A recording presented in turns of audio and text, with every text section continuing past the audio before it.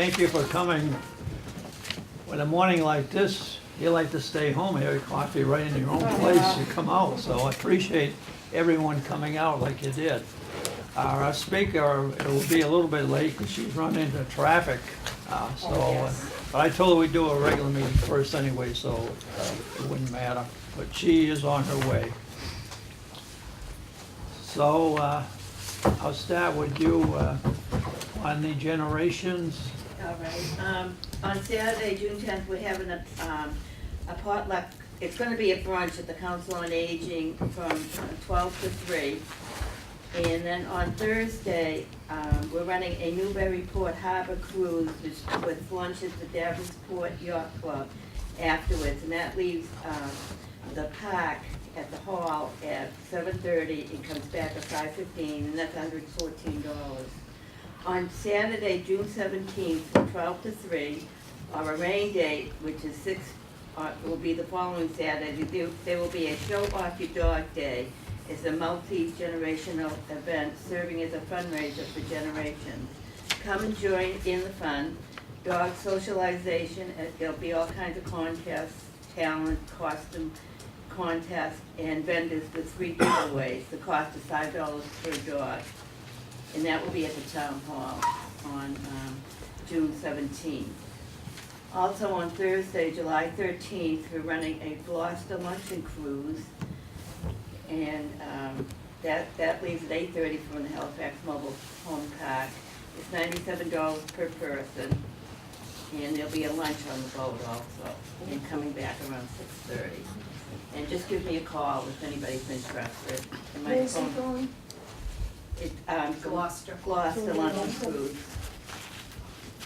And just give me a call if anybody is interested. And also Triad and Generations getting together for a yard sale. Yes. And I don't know the date of that, Ken. I talked with Charlie on that. I think it's October 26th or 28th. Okay. It's on a Saturday, not October, August, I'm sorry, Oh. August 26th or 28th. It's on a Saturday towards the end. Oh, okay. So we'll get together. When's your next meeting on? Well, it's gonna be this Saturday, and then, I don't know when Joy will have the next meeting. Unfortunately, I can't go this Saturday. My grandkids are in a dance recital, so I have to go to that. That's okay. That's very important, because I live with them. What time is the meeting Saturday? 10 o'clock, I mean noontime. All right, because I'll be doing the rabies shots with the veterinarians Saturday morning. That starts, I think, at 9, so. Oh, so I- drop in then. Why don't you drop in? Bring a dog with me? Sure. No, not the 10th. I don't think the council would like that. But why don't you drop in All right. and The more Joy the will merrier, be there, right? and you can Okay. talk together about the All right. meeting.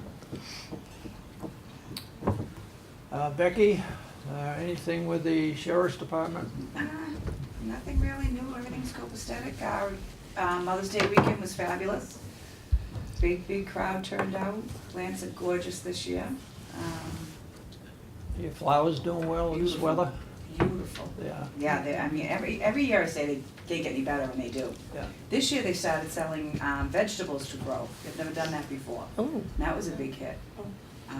Plus, they always grow vegetables that they donate to the food pantries in the town, and all the money that from all the sales of the plants goes to the inmates' canteen fund. So, it was a very successful day. Good. The lizards and the creepy things were far enough away from me, so I was happy. There's lizards and snakes and creepy things. But they were far away from me, I was happy. Chris? As all you guys know, we moved into our district attorney's office finally, and we were able to have our open house was it last month? A few weeks ago, in which the governor. It was the week that we were away, so we couldn't Yeah, go. unfortunately, Barbara was able to I have attend, pictures so if she has some anyone wants to pictures see. if It was anyone wants great to job. see. It was a great event, so now we're right across from Brockton District Court, next to the parking garage is our new building. So that's the main office, the Family Protection Unit, as well as the state troopers that are assigned to our office.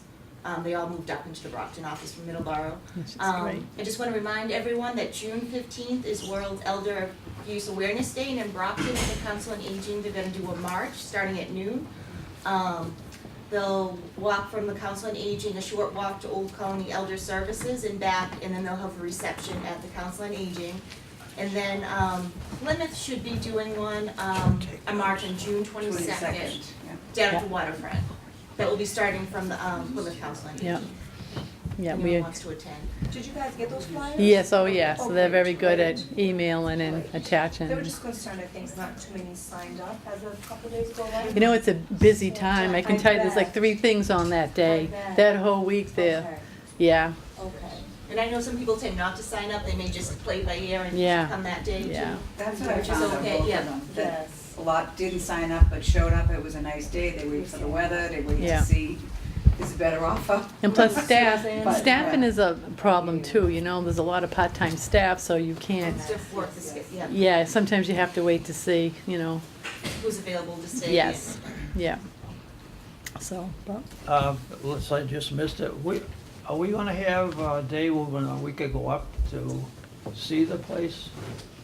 I don't know, I would have to check because the open house is certain areas that, you know, security reasons you can't get into, so they were just kinda in the main, our conference room and our lobby, like vestibule area. I can look into that, I just don't know for security reasons, how far you guys could go, if it would be worth Well, coming up there. Maybe if you tell them who we are, so Yeah. they'll he missed the open house, he was Yes. on vacation, I know you No, I guys- missed that. I wanted to be there. It's a great building. yeah. So we can look into that. I didn't know if that was still something we could do or not. Yeah, Okay, we'll yeah, see what happens. yeah. Okay. See, Joe, anything, Nothing off the top of my head since the last Nothing. meeting. fire department? I don't get to attend this meeting all the time, but I gotta say, my nana used to say it's hell to get old, but with all these party cruises going on, I'm looking forward to it. I'm looking at a new life now. We do have a couple of things coming up. I know that, the Hops event is gonna be coming up. So I know we're gonna be doing some details, you guys are on some details there, and also, That's this Sunday. yeah, this Sunday, and then the following Sunday is the big off-road Mudfest event. So I don't know if any of you guys have been out to see that, but it's kind of a cool thing. So Where is it? it's up at Nazarella Farm. So the fire department does a raffle there every year to raise some money for some different items for the department too. So, but I know sometimes, you know, young versus old, loud trucks, this kind of thing, but it's honestly a lot of fun. There's a lot of, you'd be surprised at the different clientele that you see.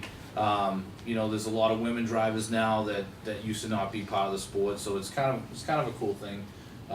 So if you're into that sort of thing, then, you know, it's kind of cool, fun thing to watch. I don't think people really grasp what it is until they go there, so, it'd be nice to see, you know, some other people come up and Is there enjoy it. an admission fee? There is, I think it's $14, is it $14? It was 15. It might but be 15. If you guys get together as a group and you wanna come up and maybe we can work something out for you. Yeah, I'm sure Bob, the guy that runs it's a great guy, so I'm sure that he'd do something for, you know, you guys. It'd be kind of a cool thing, you know, it's something going on in town that we don't always get to see, so. It's loud and it's dirty and it's, if you like that stuff, it's fun, so. Yeah, if it's nothing you've seen before, maybe it's something you might get yourself interested in. You never know, I didn't think I was gonna be doing a potty cruise, but I'm sure I'm gonna hit one of those others. So, What's the date again on that? it's the 18th is the A date week for from this that. Sunday. A week from this Sunday. So we have the Hops Road Race this coming Sunday morning, June Yeah. 11th, and then the following Right. is the Mudfest. And I know the hops race, there's a lot of people that put a lot of time into that.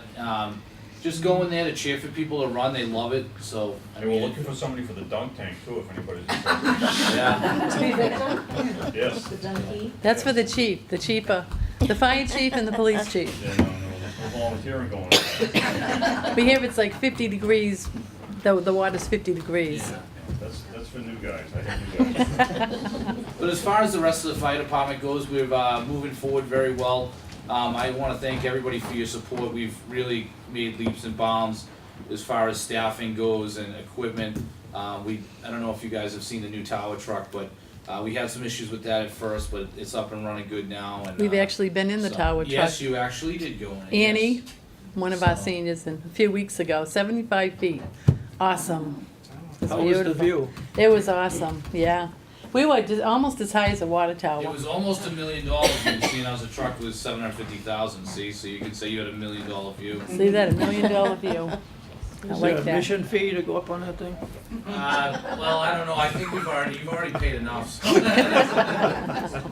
You want But- to do comments? But thank you all for your support, we Sure. appreciate it up there. Sure. And he's actually gonna let me go next, because he has to talk to the speaker. So Council on Aging, we have a lot going on. 2/3 vote was won at town meeting in May, and so the renovation project is on at Pope's Tavern. So it sounds like they have to go out to bid with the construction company. That will take a while.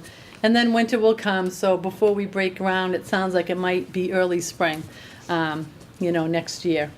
So looking forward to that. We're gonna try to keep everything going. We'll probably have to get out of the building and go on the second floor at Great Hall. So we'll have like a little drop-in center. We'll try to keep everything going so we don't lose, any programs. And so everything will be the same. We also, we have the Girl Scout Cadet Troop that's working on their silver awards badge. And they're coming on Tuesday, June 13th. And so they come at 2:45 for like an hour and 15 minutes about technology. So if you have any technology that you want to learn, whether it's Facebook, your phone, a camera, an iPad, any of that stuff, just come, sign up, give the senior center a call, and we'll put you on. And you can just sit for half an hour or an hour. So, we're looking to help them make their badges. So if you need help with your technology, plus we have a computer at the senior center too. So if you don't have one, you can use ours. If you want to learn how to turn it on or turn it off. I'm serious. So if you've ever been intimidated, this is a time to come so we can help them earn their badge. We have a big third annual Keep Moving walk the last Wednesday in June 28th. So this is basically for anybody. We're trying to get you to move more today than yesterday.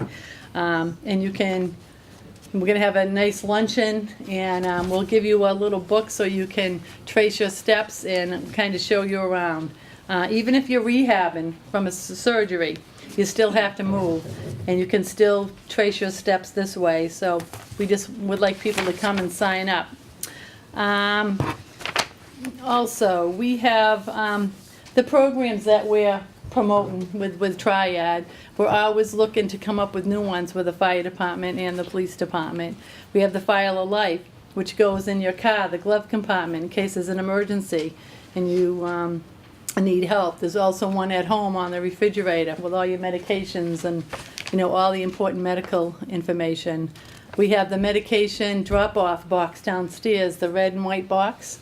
So old medications, you can take the labels off your names and put them in there, and they dispose of them properly.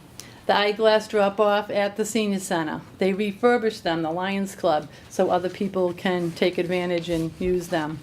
We have the safety low jack for autism and dementia.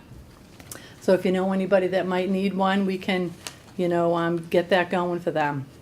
I know the fire department's done the visible numbers on a lot of the people at the mobile home park, and you're doing the rest of the town, I think, slowly but surely. The Are You OK program, and anything else these are all the programs that we put out. That's what TRIAD is all about. And so if we have anything else, we'd love to, talk about that, any other programs that you might like.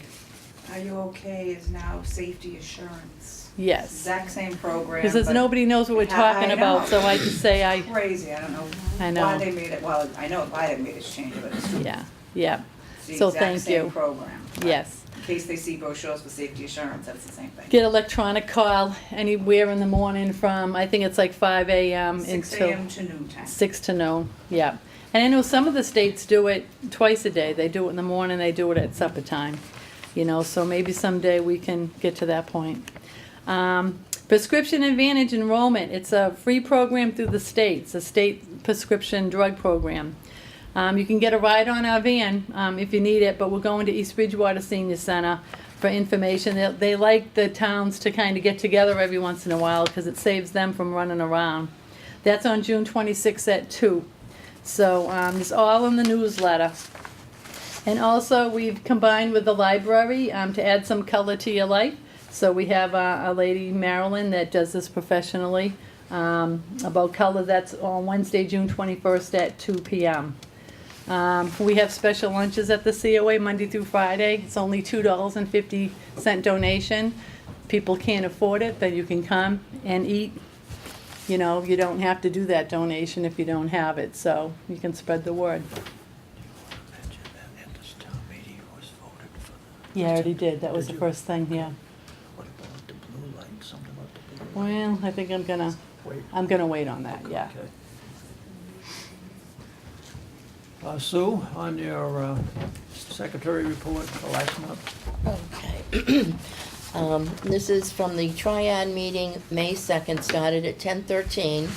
Generations next meeting will be Saturday, June 10th at 11 a.m., a potluck at the COA, and you said it's 12. Yeah. Okay, at Sorry, noon. they changed the time. 12 to 3. 12 to 3. Okay.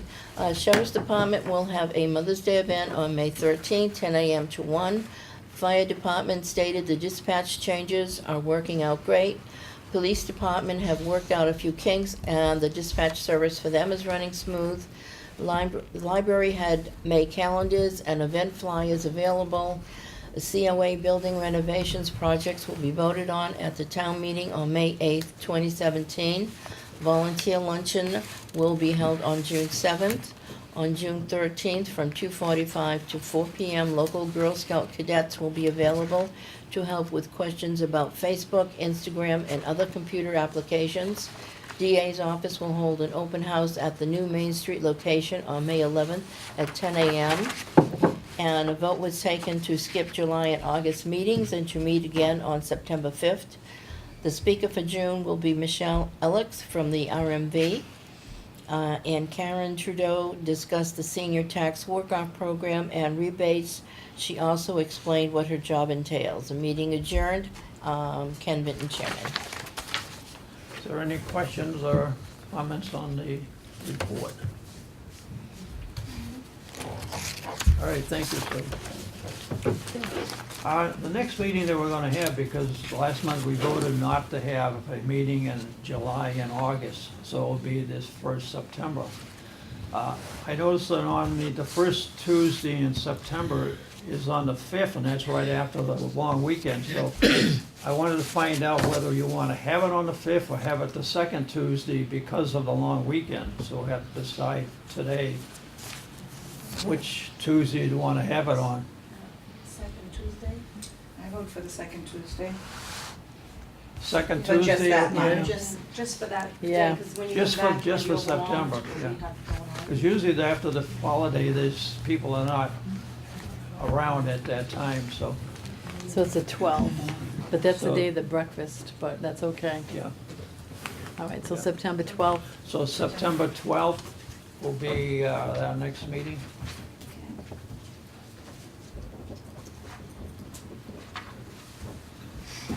If everybody comes to the Council on Aging on that day, and they can have their breakfast at 9 o'clock, we serve a breakfast, and then they can come right over here Right. for the meeting. Right. Because the monthly breakfast will be on the same day. I don't think we're. But that starts, I think it starts, Definite stay. Joe, what time does the breakfast start? Breakfast starts approximately 8:30, or as soon as I get everything set up. If you can get there by 8:45, we can serve you. All right. And that's only for a donation. Anything you want, it goes to the food pantry, and we have a chef come in, he'll make whatever you want. It's always a good breakfast. Yes, And it's always different, so. very good. And it's always full. Yes, it So if is. you want to go, come early. Be there at 9:15. All right, thank you.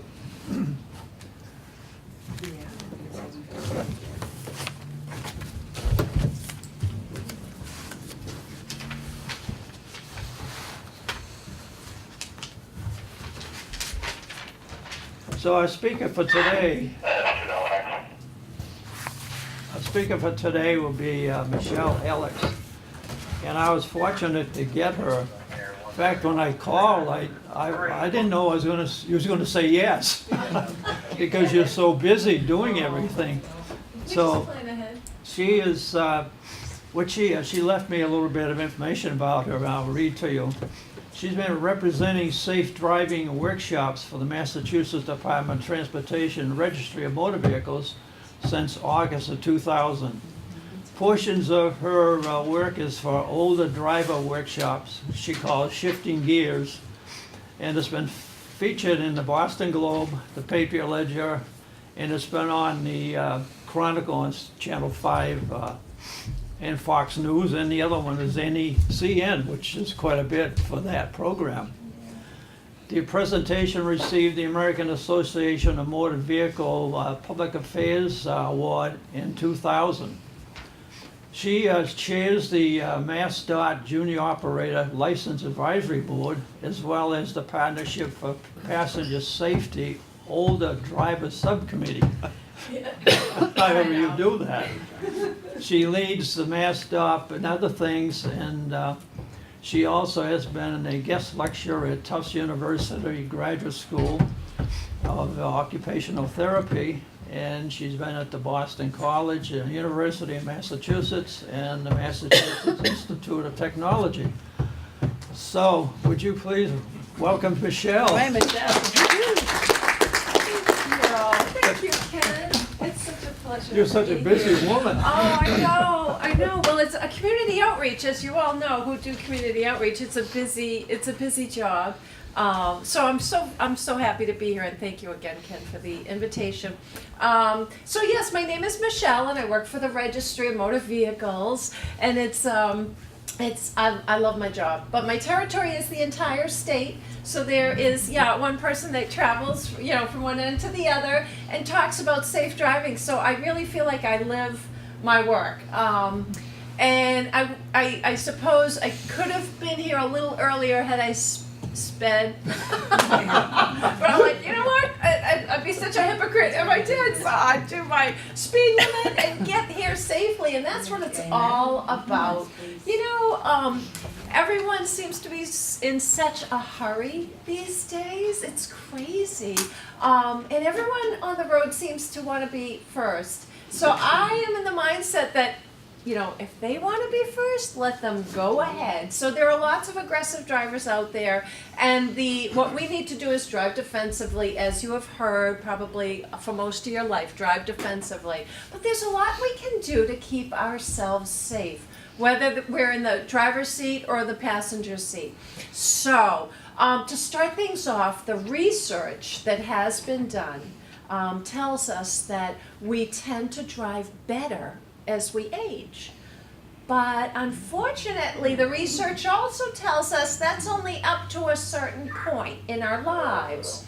And I was really surprised to learn this, but almost everyone will outlive their safe driving life by 7 to 10 years. And that's the reality. So what that means is that we're living longer, and we're healthier, and our lives are longer, but our driving life might end a lot sooner than our life, right? So really we tend to outlive our safe driving lives by 7 to 10 years. So that means we really need to think about not driving as much as we do have to think about safe driving. So, and I always ask my students, and as you heard, I teach both ends of the spectrum. I teach the brand new drivers, and I teach the experienced drivers, and I also talk to drivers all in between. I go to companies and I talk to their drivers about safe driving. I go to hospitals and I talk to doctors and nurses about taking care of their patients and what are some of the medical conditions that may cause a collision, and what is that doctor prescribing in terms of medication, and how might that affect their patient? So, and who's liable? That's a big question that comes up when it comes to safe driving, right? Who's who's liable? Who's the one that's gonna be sued if there's a collision? Well, guess what? Here in Massachusetts, the law says that it is the license holder who is responsible to make sure that he or she is safe to operate a motor vehicle. The bottom line is, it's the license holder. And that's why when we come to the registry to renew our driver's license, the registry asks us questions before we even start to do that whole renewal process. And one of the questions, and I'm paraphrasing, but one of the questions is, are you aware of any medical condition that may affect your driving? And the other one is, are you taking any medications that might affect your driving? And so if a person comes to the registry, fills out that application, and knowing that they might have a medical condition, that might affect their driving, and they answer, sure, welcome, and they answer that question, nope, I'm not aware of anything, everything's good, no problems, blah, blah, blah. And they knowingly have this condition that might affect their driving, and they continue to drive, and they get into a collision. Well, if they hurt or injure someone, that injured party, or even worse, the family of a deceased person, can sue the driver. And when they sue the driver because they feel that driver caused that collision and that driver caused those injuries, when they sue that driver, they can also subpoena medical records. So our medical health, our fitness, plays a big role in safe driving. And if we're not honest about how we're feeling and we continue to drive knowing that we have a medical condition that might affect our driving, we're liable. It's not the doctor's total responsibility. Now here in Massachusetts, the doctor can certainly report, and they do. They report to the registry. They report their patients. They're not legally obligated to report their patients to us at the registry, but they tend to report if there's a medical condition with, and keep in mind, it's not the condition itself, but it is the effects. What are the effects of that medical condition? So you may know someone who has high blood pressure, and maybe you would never know. They're not exhibiting any side effects, they're healthy as anything, they do whatever their full lives, and they have full functioning of everything. And you might know someone who may have high blood pressure, who maybe isn't following their doctor's orders and is suffering from that condition. So it's the effects of that condition. Or you may know someone who has diabetes, and there are maybe no side effects, no effects of that disease on that body, but you might have a friend who has diabetes, and maybe they have neuropathy of the feet, or they're having circulation issues, or they're having a loss of consciousness episodes. So everybody is different. But when you go and talk to your doctor and see your doctor, be honest and say, hey, listen, all right, you're telling me I have XYZ condition. How will that affect my driving? Will that affect my driving? Put it right out there. That's one of the most important questions you can ask of your healthcare provider if you want to continue to drive safely. Now, you may not like the answer that you're going to hear. It all depends, and that's part of being safe. So no, and when I do this program, sometimes I feel like I'm preaching to the choir, because people come to safe driving programs because they want to continue to be a safe driver. So please tell your friends and your family members, if you're concerned about someone, share this information with them. So again, Mass is a self-reporting state, so that means if I develop any medical condition that might affect my driving, it's up to me to sort that out, because I'm the license holder. My doctor may be proactive, but by law, the doctor doesn't have to be proactive except in one case. And does anyone know what that medical condition is that a healthcare provider is required to report that to the Registry of Motor Vehicles? Blindness. Yeah, very good. Legal blind, yeah, legally blind. When a person is deemed legally blind, the Mass Commission for the Blind sends that information right over to the registry. And we cross-check and we say, okay, if this person who has been certified as legally blind does hold a license, we notify that person and say, okay, you've got to voluntarily surrender your license. Now, what that means is that the person's going to mail us in their license, and the registry, once they get that license with a little statement that says, I'm not going to drive, here's my license. Once we get that license, we deactivate the license and we issue a free Massachusetts ID card. So that's important too, because some people are hanging on to that driver's license because they think it's the only form of identification for them. It's not. So again, encourage your friends and family, if they're no longer driving, or if they're kind of on the fence and they're thinking, oh, I'd really like to give up this license, but I need it for ID. No, you don't. No, you don't. You can just mail that right into the registry. Take that license, mail it into the registry. We'll deactivate the license, issue a Massachusetts ID card, and it's good for 5 years. Now, unfortunately, we cannot issue lifetime ID cards due to the Homeland Security Act after 9/11. All the identification and licensing policies changed. So now you'll notice that both the license as well as the ID card have an expiration date of 5 years.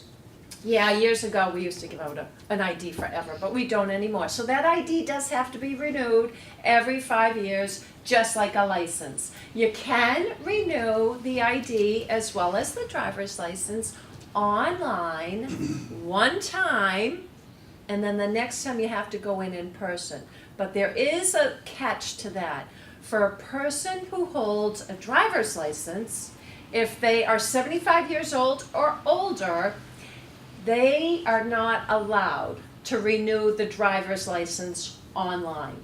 They're allowed to start the application process online, and that's why I brought with me our website, because you can do a lot of things online. And I love that you were talking about coming into the senior center and learning how to use the computer, because you can take care of some registry issues, a lot of registry issues on the computer. But the one thing an older driver cannot do is renew his or her driver's license online once they turn 75. That's what the law says. So once a person's turned 75, anytime that license expires after, from age 75 onward, that person has to go into a registry of motor vehicles in person and take an eye test every 5 years.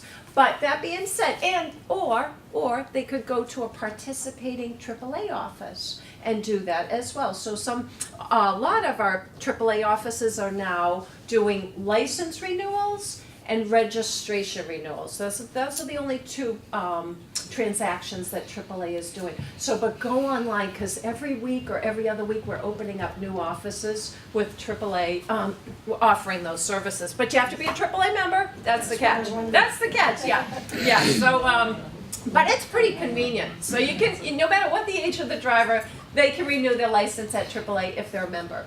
So online, so our website is massrmv.com. We are .com. And what that means is that, yes, we do have companies that advertise on our website. But the nice thing about that is that the money that companies do pay to advertise on our website, a portion of that pays for all of our mailings. So the registry was able to reinstate the license reminder postcard. Remember years ago, we used to send out the postcard saying, hey, your license is gonna expire. Yeah, well, that was a very expensive mailing. As you can imagine, we have 4.8 million license holders here in Massachusetts. Yeah, I think it might be maybe 4.7, but a lot of licensed drivers here in Massachusetts. So we'd be sending a card out to 4.8 million people just to say, hey, renew your license. Costs a lot of money. So the money that these companies advertise, so when you see these companies on our website, that money that they're paying pays for some of the mailings. So we can send those mailings out without costing the taxpayers. I know, that's a really great thing. So other things you can do online too. You can cancel your plates online. You don't have to come into the Registry of Motor Vehicles to cancel your license plates. You can do it right online. And don't come in and give us your plates either. We don't want them. I mean, we'd love to see you, but we realized that we had 20,000 people coming into the registry just to hand us their license plates. So we thought, that's nuts. Well, let's try and ease the lines at the registry and kind of give you back some time by allowing you to do a lot of things online. So what do you do with your plates? You can put it on your wall and use it as a souvenir. But what most people will do is they'll discard the plate, bring it to the dump, recycle it. That's what we want you to do. Take it out of circulation. And important, when you do cancel your plate online, you will get a confirmation of that cancellation. Be sure to take it to the tax person in town, because you've got to show that to the tax collector, and so they won't keep mailing you an excise bill. So, but again, all of that, when you use the internet, it could save you a whole lot of time having to go to the registry. So, and I love that the Girl Scouts are going to be helping people. Is that what Yes. Girl Scouts did or will or whatever? Wonderful, wonderful thing. So anyway, so that's a little bit about our website. I talked about what the policy is in terms of renewing a license. I talked about how doctors get involved, but who's ultimately responsible to make sure we're safe to drive? Me, the license holder, you, the license holder. We're the captain of our ship. So I did bring with me, in addition to website info, we wrote this brochure, which is called Your Health and Driving Safely. And it really kind of gives you a little more detail about what I was talking about in terms of medical conditions. Can they affect your driving? What do you do if you're worried about your driving, or if you're worried about somebody else's driving?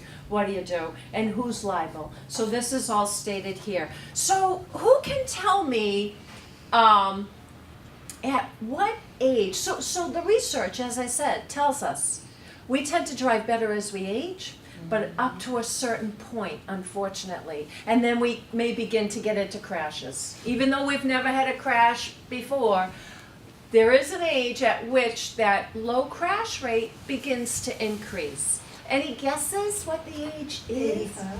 That's a good guess, but it's earlier, younger. 75. Oh, Yeah, I know.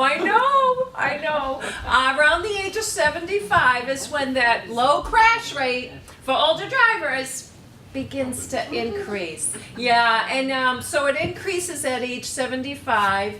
And as you said, 80, 85, it increases even more significantly. So it's not like it increases a bit and then drops back down again. It continues to increase. So that's the reality. Sure, that's the reality of living longer and driving. So tell me, why? Why does the crash, what are some of the factors that cause a person, an older driver, since we're talking about older drivers, and what's an older driver? I consider myself an older driver. I've been driving for about 37 years. And that's a long time. That's a long time. Things happen as we grow up. But what are some of the culprits? What are some of the reasons why the crash rate? Yes. Vision. That's like one. Yes. Good eyesight is one of the keys, the biggest keys to safe driving, really. So your vision is one of your best defenses when it comes to safe driving. Why? Because we need to see what's going on. And 95% of all the information we gather as we're driving comes in from our eyesight.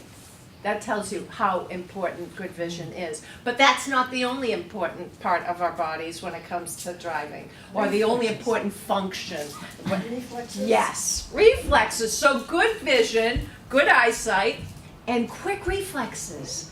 Critical for safe driving, right? And the Institute of Highway Safety did a study, and they found that the reaction time for a younger driver, let's say for a 20-year-old, the reaction time for a 20-year-old is about 3/4 of a second. So super quick. So even though our younger drivers don't have the experience that we might have, and they are getting into crashes, unfortunately, that's the other vulnerable population. Younger drivers, older drivers, and high crash rates, but for different reasons. So anyway, so the younger driver, the person in their 20s, their reaction time is less than a second.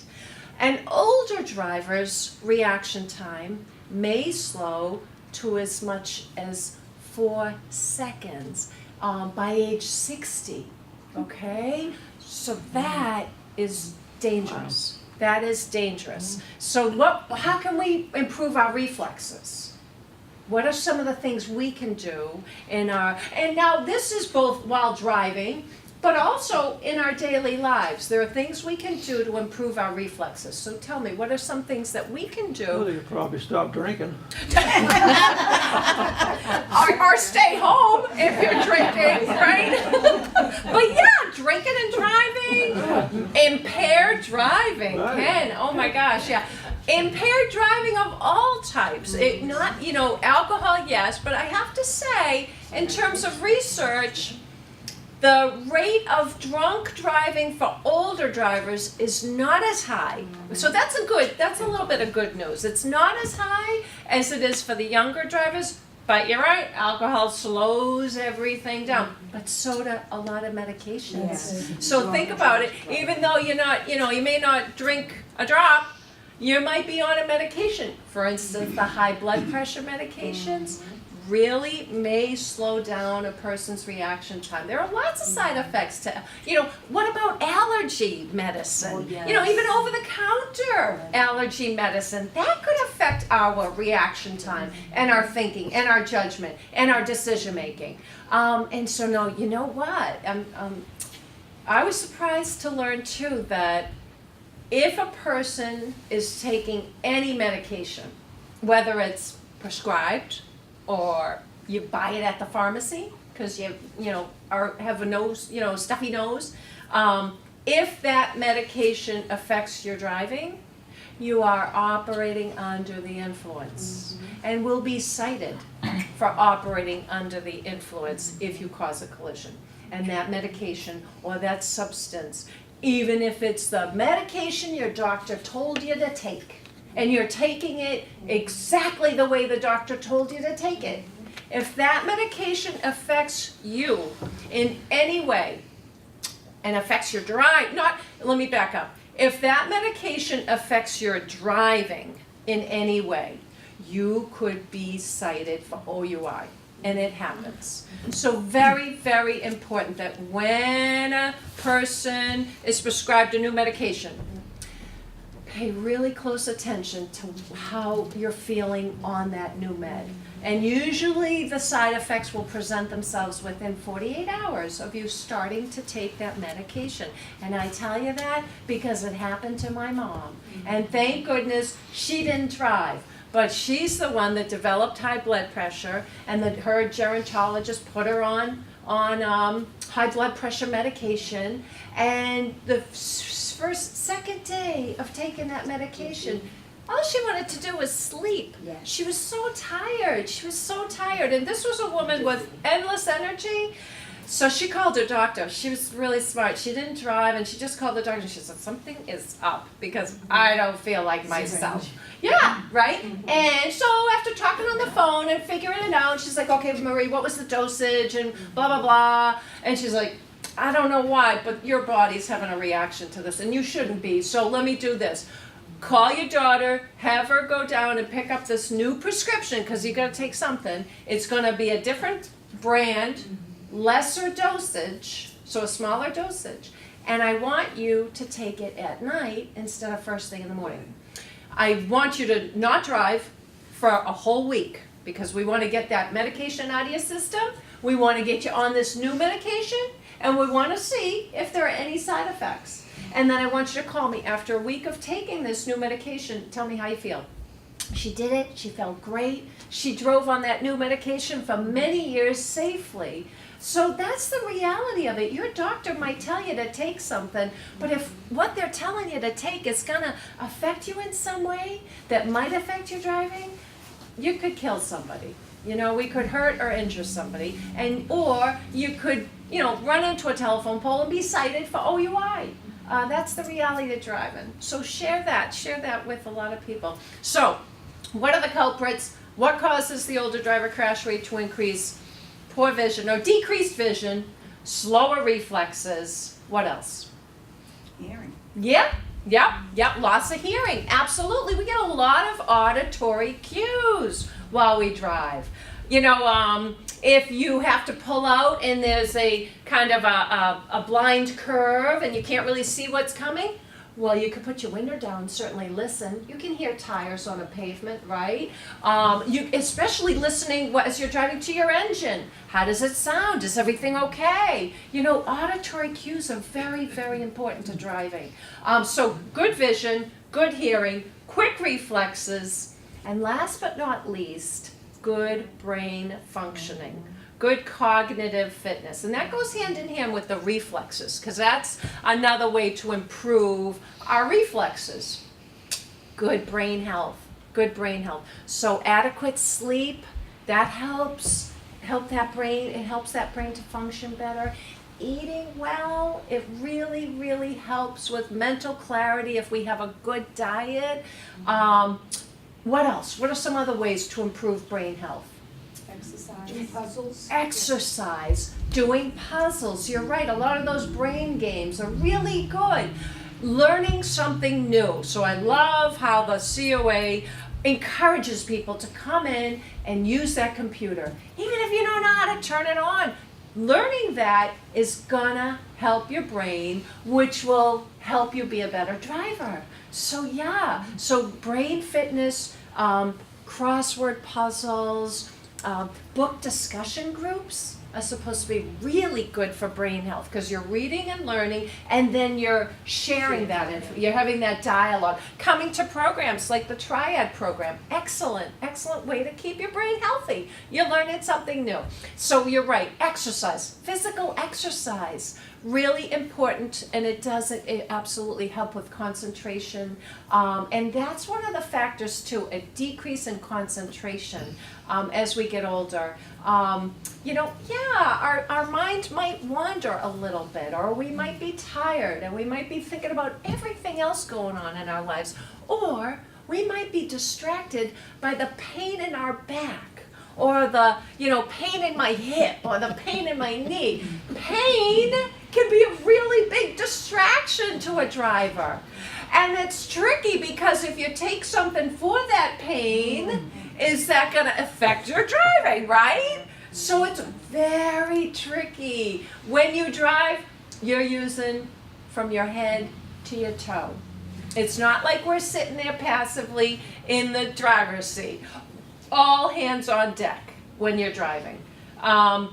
The OT Association, Occupational Therapy Association, also studied older drivers because they want to figure out how can we help older drivers, how can we keep them driving safely, and what are some other factors. Well, they found that within 1 mile of driving, the driver makes more than 25 different decisions. Just within, isn't that amazing? When I read that, I'm like, oh my gosh. So just within 1 mile of driving, you, the driver, are making more than 25 different decisions as you're driving. That's huge. That requires very good brain health, right? So there are lots of things. So learning a new skill, exercising, keeping the distractions to a minimum. That's how you can improve your reflexes when you're driving. And what are distractions? Well, the obvious, phones, cell phones, passengers in your vehicle, grandkids in the back, any, music, fiddling with the radio, adjusting the heat. Some food you may be eating. Food, right? Food, right? Coffee, our water bottle, you name it. Yeah, exactly. And guess what? When you're focused on that, that yummy food, guess where the car goes? Exactly where your attention is, right? Or you see a really cute dog on the side of the road and you're like, oh, that's where the car's gonna go. The minute you take your attention off the road and scanning that road for potential hazards, that's where your car's gonna go. I know a trooper pulled over a couple driving up 128, and they weren't speeding. The couple, they were not speeding. It was an older driver and his wife, and but the car kept leaving the marked lane. Going over the white line on the right. So I put the lights on and pulled the driver over and said the little chit chat, license registration, all that stuff, and realized that there's really no impairment, nothing going on here. Everything looks good. So he said, do you know why I pulled you over, to the older gentleman? And the guy's like, no, I have no idea. We're just minding our own business. And he said, well, you kept departing the marked lane. Is everything okay? And he's like, yeah, I wasn't doing anything. I was just driving. And the wife was like, oh, no, you weren't. You were trying to change the CD in the CD player. Oh, crap. And that little bit of movement made the car go out of the marked lane. So just that slight movement, and where that attention goes, your car may go, okay? So it's really amazing. It's those subtle movements that could cause us to crash. So concentration, focus while you're driving. Put all your other worries and cares and to-do lists away. You don't even think about it. What I love most about driving, I get in my car, I buckle up, I put the key in the ignition, I turn my headlights on. I always drive with my headlights on because that makes you more visible. And the law says on a day like today, when you got the wipers on, your headlights must be on. It drives me nuts when I see cars on a low visibility day like today, no lights on. But anyway, that's the law. And it's quiet. I love my car because it's quiet. And all I need to do is focus on my driving. No phone, no kids, no news, no TV, no radio. Where else can you have that quiet in your life? And it's really, I love it. I love to drive because that's what, I'm totally focused on driving. Scanning that road, that's what you gotta do.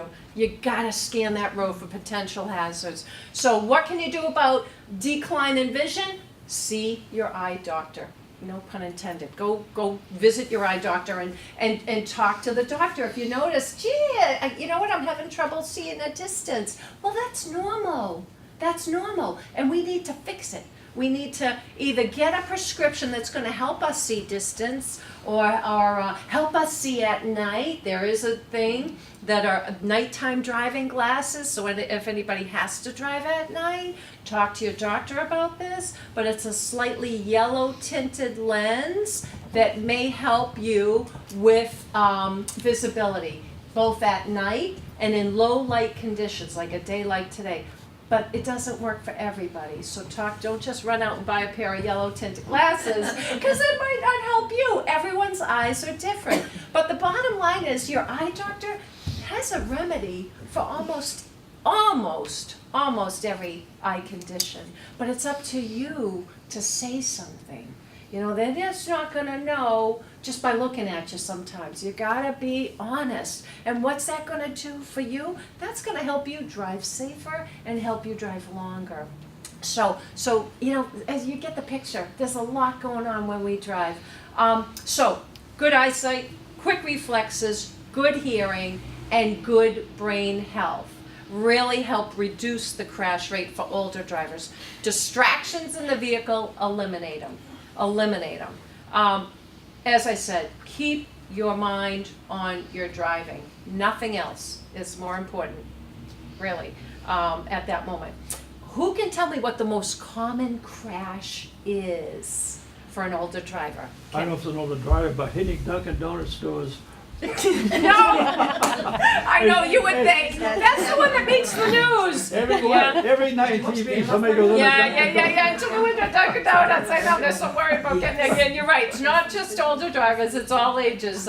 Distractions play a Right. big role in driving. But believe it or not, it's not driving through a storefront or into somebody's yard. I just came through Bridgewater and there was a car up on somebody's yard. Again, when there's a crash scene, focus on your driving and get by safely. Keep all the emergency workers safe. Don't be rubbernecking like, oh, do I know that person? No, don't be distracted. The law says if there's a crash and you have to go by that, drop your speed and focus on the driving. Don't look at, the damage of that vehicle or whatever. It's really hard to focus. But anyway, most common collision. Is it the left turn? Yes, it is. It's technically failing to. Very good. Yeah. You can be dismissed. Yeah, it is the left-hand turn, and technically it's like failing to yield the right-of-way. So it's the left turn. When we have to make that turn without that help of the traffic light. So maybe when you came here today, you had to come up 106, is it? And turn left into the, it's tricky. In fact, it's so tricky that UPS, the company, has a company mandate. And they don't want their drivers making left-hand turns unless they're making them at a traffic light with a designated left arrow, or at least at the I traffic have a light. question about that. Yeah. Why isn't there a designated left arrow at every single It's traffic light? money. Costs a lot of money. The You have to. sign. But it's Yeah. already there. I know. I don't Also, understand sometimes it. it includes a lane configuration, so you have to make that dedicated left lane. It's all about money. I'm guessing, but you could petition to the Who do you town. petition to? Well, you would Is that have the to, town? what I would do, it depends on the road. So if it's a state road, you can tell DOT and we can send a team out to do an audit. Because if there is a high crash, It yeah, is. It's good. in Hanover. Then, I can never yeah, get out in the morning. good. Wait, I to know. take I that hear left. you. Nobody will let me out. So if it's a local road, you would probably talk to the chief of police first, Okay. and also the highway superintendent. He should listen to you know? you. Yeah. They should. Well, yeah, and there are traffic audits that can be done, especially at the DOT level. So talk to me, and I can put you in touch with the engineers, and they can send a team out and do an audit. That's if it's a state road. But if it's a local Yeah, road, it's Hanover, I would. so it's I would local definitely. road. Yeah, it could be both sometimes. Both local and state. But I sit through it 3 times sometimes because I can't get out. It's to make the left. I know. Sometimes, and I'm in the same boat where I live, sometimes I'll just make a right instead and I'll go And down go the back. street. It's Yeah, like a make it mile. really It's like a mile. You have to Before go you out of your way. can turn around. I know, but it's safer, Yeah. right? So trying to pull out from a side street or from your driveway or from a parking, from a shopping plaza, that's just as dangerous. Again, we have to figure out, okay, how far away is that car from me if I'm pulling out from my driveway? And how fast are they going? That's really hard. And what am I relying on? I'm relying on my vision. And as we grow up, our vision declines. And what declines? Our depth perception. So the ability for us to judge distances diminishes. The visual acuity of our eyes diminishes. So that means my eye's ability to see a person or to distinguish the curb cut from the pavement, let's see, or to see the marked lanes, or to see a car. That's visual acuity. And light perception, I talked about that too. So on a day like today, we're not able to see as clearly as we would be on a sunny day. So what I learned, and this has helped me a lot, and Ken, tell me if I'm running out of time. I haven't No, been you're checking. doing We're fine. doing okay? Okay. All right, good. I want to go over. But what I learned is something called the play-by-play method of driving. And this has helped me a lot. So as you're driving, you identify, you scan the road, of course, scan the road. Get the big picture, because as we grow up, our useful field of view is getting smaller. That means like where we're focusing is like right about here. When we were younger, it was more like here. So what do we do to compensate for that? Turn our heads and get the big picture. Always, as you're driving, look, scanning, using your peripheral view, but if you're coming out of a side street, you've got to be able to turn your head and look left, and turn your head and look right. Again, if you're backing out of a parking spot, you have to look over your shoulder, your left shoulder, your right shoulder, to see what's there. Can't just rely on your mirrors. So if you're having neck issues, if there's arthritis, and you've got limited mobility, get it fixed. Talk to your doctor, do PT, and get range of motion increased. So that's really a critical maneuver that every driver must be able to do. But anyway, back to the play-by-play. So I'm in my driveway, I'm on a busy road, I stop, I look, I tell myself, what do I see? I see a black sedan and then a red pickup. And then I look to my right, I see a green car. And just by even identifying the color of that vehicle, it's making you more mindful of what you're seeing. Because you know what, you probably pull out of your driveway how many times a day or how many times a week? Hundreds of times, right? And we kind of are on autopilot because we're familiar with the area. We know the street. We know, and we know, if it's like 8 o'clock in the morning, a lot of traffic, 10 o'clock, maybe not so much. No, you can't just be on autopilot as you drive. It could be anything new.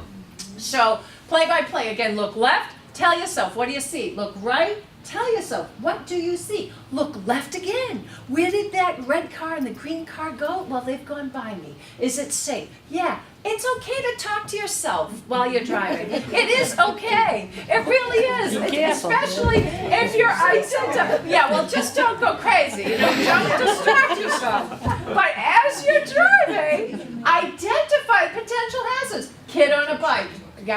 I got it. By you saying it out loud, the play-by-play makes you more mindful of what you're seeing. So I want you to try that again. When you're pulling out from a side street, I can't stress enough, turn left and tell yourself, what do you see? Turn right, what do you see? Turn left again, and keep scanning as you're entering into that roadway. Whether you're making a left or a right, keep looking.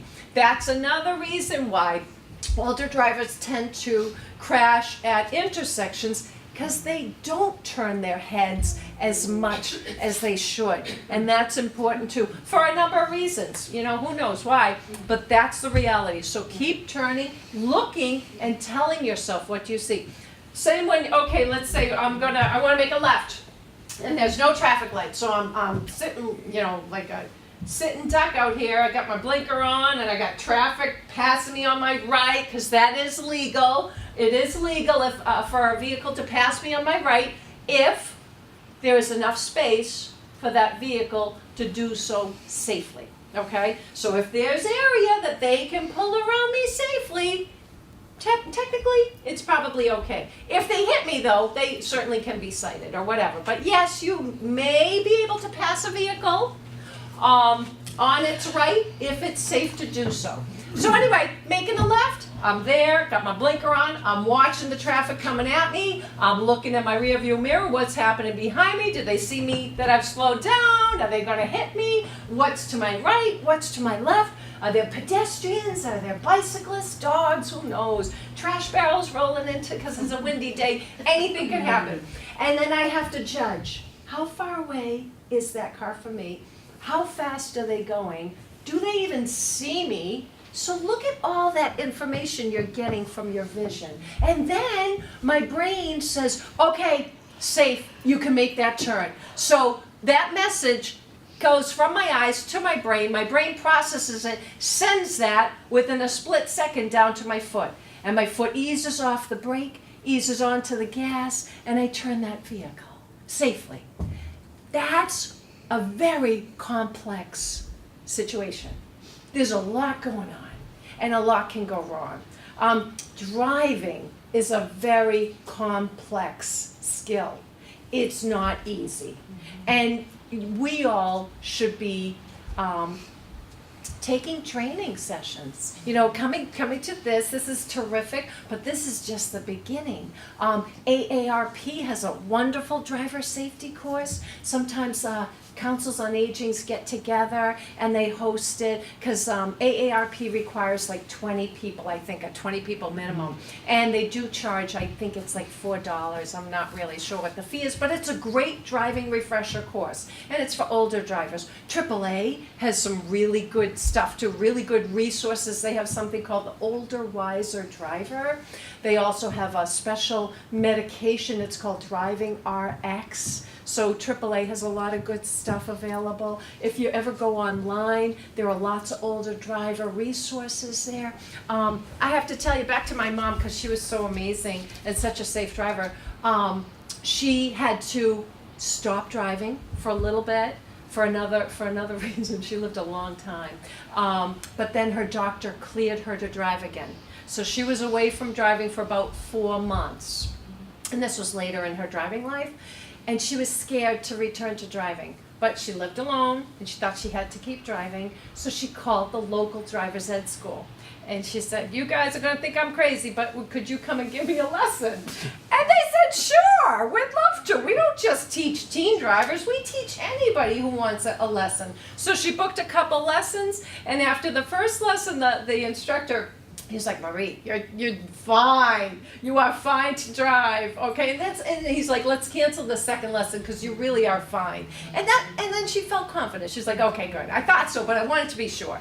Well worth the $60 or $70. So taking a refresher course doesn't just mean through AARP or AAA. You could call your local driver's ed school. And on the back page of this medical piece is a list of some of the driver resources, some of the hospitals. We actually do have hospitals that will evaluate a patient, and that's a more serious evaluation. But again, it proves whether or not that person is medically safe to operate a motor vehicle. It's not required. That those hospital programs are optional unless your doctor says, "Hey, you gotta go to this." So that's kind of like safe driving in a nutshell. Again, the most common collision for older drivers, left turns, followed very closely by pulling out from a side street or pulling out from a driveway. And technically it's all called, or changing a lane on a highway. You know, even merging on to the highway. Tricky stuff, really tricky. And it's called failing to yield the right of way. And what do we need to do so safely?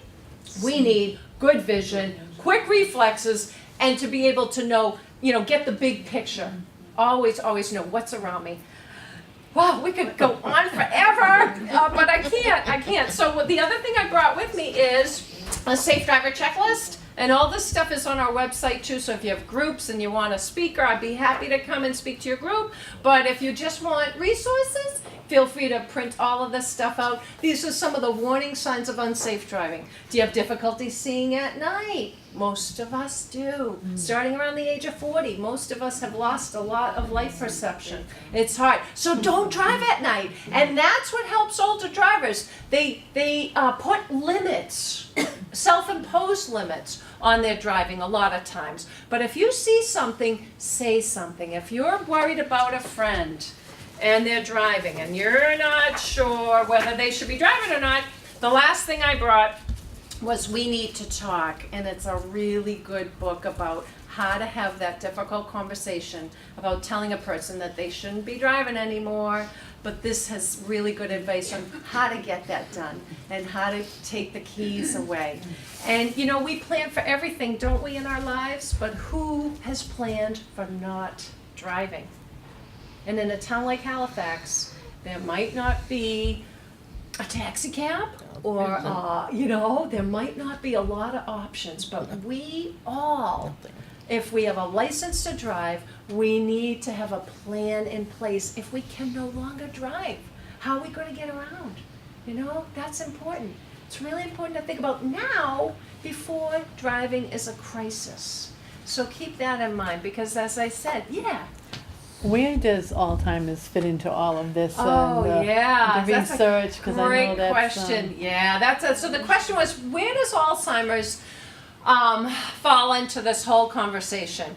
And I actually have a book too out in my car that I'd be happy to bring in copies of. When we're done, I'll run them in. But the Alzheimer's, like any medical condition, has stages. And what we do at the registry, if we hear from a patient or if we hear from a doctor or neurologist that there is an issue, we want a medical evaluation done on that driver, and we would require a medical evaluation if there is an issue. But, you know, early Alzheimer's, it depends on the person. According to their doctor, they may or may not be safe to drive. It all depends. But as the disease progresses, the driving has to stop. It does.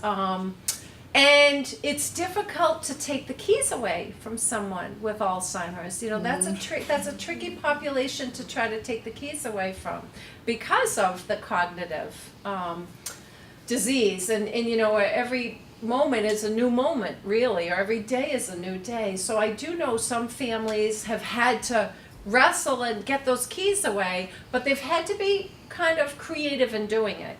I know one friend of mine whose husband developed Alzheimer's filed the car key down. So even though he could keep his keys in his pocket, and that seemed to keep him pretty calm because he could feel his keys, he saw the car in the driveway, but if ever he tried to put the key in the ignition, it wouldn't turn the ignition on.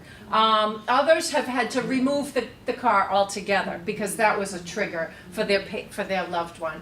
So working with a repair shop, sometimes if the vehicle goes in for repairs, sometimes the repair technician will work with you and say, okay, you know what, we'll keep it in here, and that way you can tell them, oh, it's not fixable, you know, there's a lot of issues here, blah, blah, blah. But again, that, you know, drivers are very foxy. They could, you know, find their way down and get the car and go. Some have put like a steering wheel lock on the wheel to keep it from, you know, being able to drive. But, you know, it does sometimes take not just the registry, but family members, financial advisors can sometimes tell a person to stop driving. Like, it costs $5,000 a year to own and operate a vehicle. That's not including car payments. That's a lot of money. It's a lot of money. So sometimes a financial angle, but it might take multiple fronts to get that person off the road. In fact, I have to tell you, in one city in Massachusetts, out in Western Mass, it actually took a rabbi writing a letter, and the entire synagogue, all the members signed it. I kid you not. That is what got through to that driver. The family had tried. The family told the driver, stop driving. He kept driving. The doctor told the driver, stop driving. He kept driving. So I think police tried to, you know, tell him, stop driving, you know, you're not supposed to. He kept driving. So it literally took a whole group to say, stop, you've got to stop. And he did. He stopped.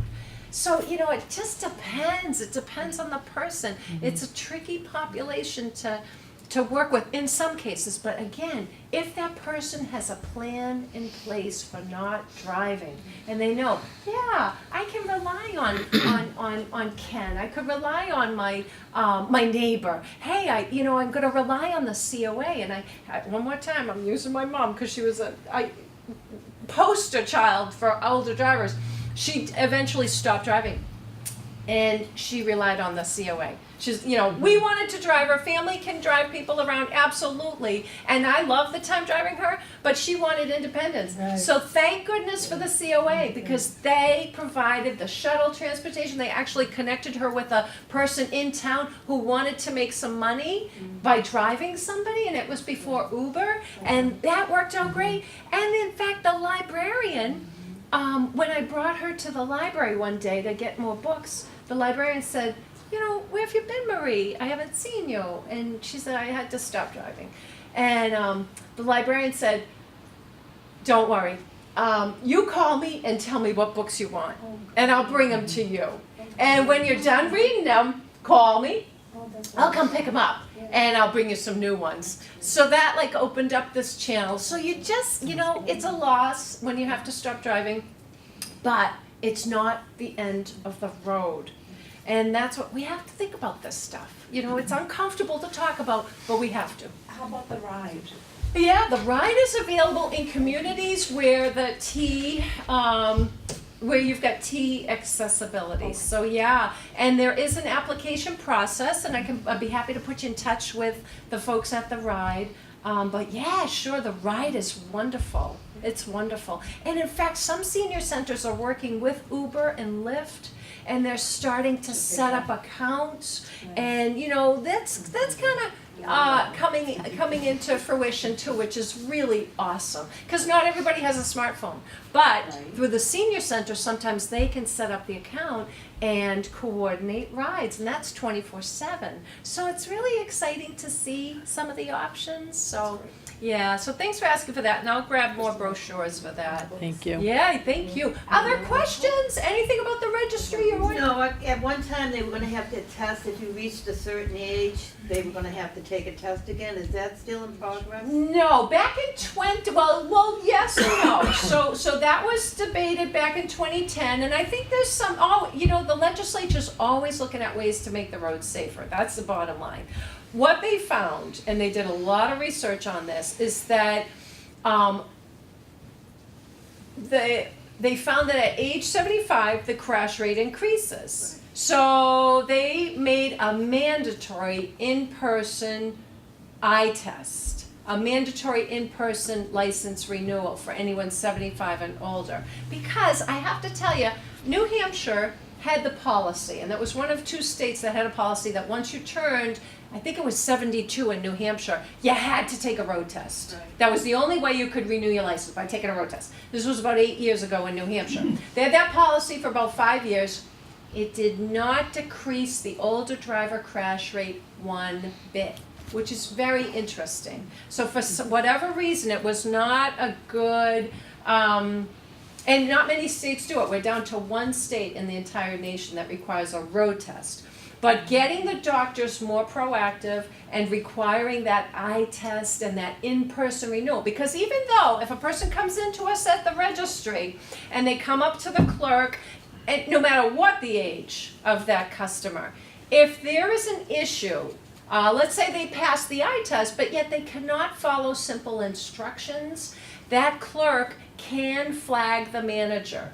And the manager will come over and say, I'm sorry, Mrs. Alex, you can't renew your license today. Take this form with you to the doctor. We're going to notify medical affairs. So there is a process in place where we can flag customers, but we at the registry are not medical professionals, so we can just kind of do basic. But if they cannot pass the eye test of any age, if that customer can't pass the eye test, we have to tell them we're not going to renew you. Take this form to your eye doctor, get it filled out, and get it back to us. Yeah, so, yeah.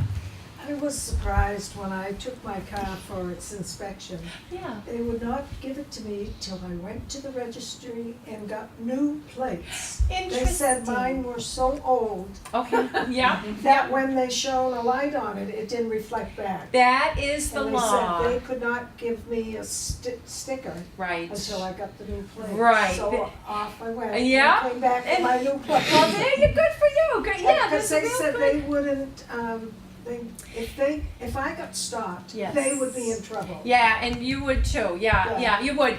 Yes, by law, our license plate must be legible from 60 feet. Mine was legible, Yeah, but it the didn't reflect reflective, back. right. So if the police cannot see that plate, that license plate I is have a new not plate. good for you. And that's the beauty of those inspections. Well, you you know. wouldn't, yeah, you Right, wouldn't use right, stickers, so right. after Good, sitting there good, an hour, good. going to Townsville, I thought you were off I gonna went. say because it was a green plate. It was green, Okay, it was green, which means it is an older plate for sure. right. But some of those green plates are maybe still legible from 60 feet away. So just because the plate has green lettering or green numbering it doesn't mean it's no longer good.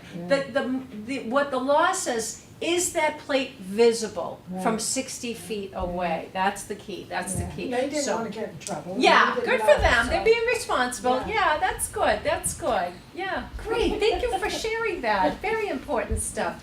It's good, it's good to take care of what we need to do, and that's why these policies are in place.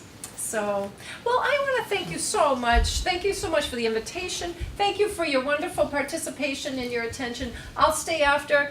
Please help yourselves to all of these, and I'd be happy to answer questions. And I wish you safe travels too. That's the bottom line. Be safe, and I'll be right back with more brochures to load you down. All right. Thank you, Michelle. Thank you. Thank you.